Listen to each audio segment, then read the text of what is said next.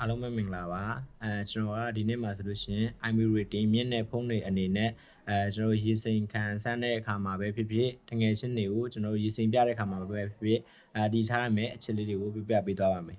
ကျွန်တော်တို့ရေစိမ်ခံတဲ့ဖုန်းကိုရေစိမ်ပြတော့မယ်ဆိုလို့ရှိရင်ဒီထားရမယ်အချက်လေးတွေရှိပါတယ်အဲ့ဒါကပထမဆုံးအနေနဲ့ရေကကျွန်တော်တို့ရေကောင်းရေတန်းဖြစ်ဖို့လိုပါတယ်ပြီးတော့နောက်တစ်ခုကသူ့မှာပါတဲ့ရေအတိုင်းအတာပမာဏပေါ့နော်ကျွန်တော်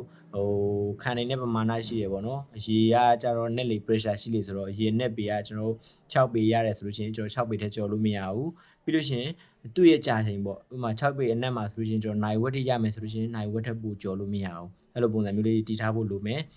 ပြီးတော့ဆားငံရည်တွေပေါ့နော်ပင်လယ်ရည်မျိုးတွေဖြစ်လို့မရဘူးပြီးတော့ကျွန်တော်ရေစိမ်ခံတယ်ဆိုပြီးတော့လည်းခဏခဏစက်တက်ပြနေတာမျိုးလည်းမဖြစ်တယ်ဘူး။ဘာဖြစ်လို့လဲဆိုလို့ရှိရင်ကျွန်တော်တို့ကဥမာစက်တက်တဲ့နီလွဲသွားလို့ပဲဖြစ်ဖြစ်သူ့ရဲ့ရေစိမ်ခဏခဏ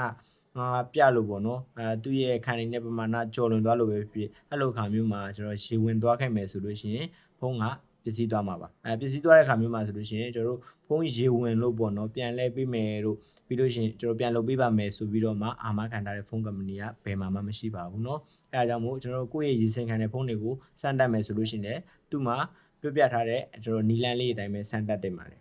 ဒါကတော့ကျွန်တော်ရည်စင်ခံတဲ့ဖုန်းတွေအကြောင်းနဲ့လိုက်နာမယ့်ချက်လေးတွေကိုပြပေးသွားပါပဲဖြစ်ပါတယ်ဒီနေ့ဗီဒီယိုတော့ဒီလောက်ပါပဲနောက်ဗီဒီယိုမှာပြန်တွေ့ကြပါဦးဘိုင်ဘိုင်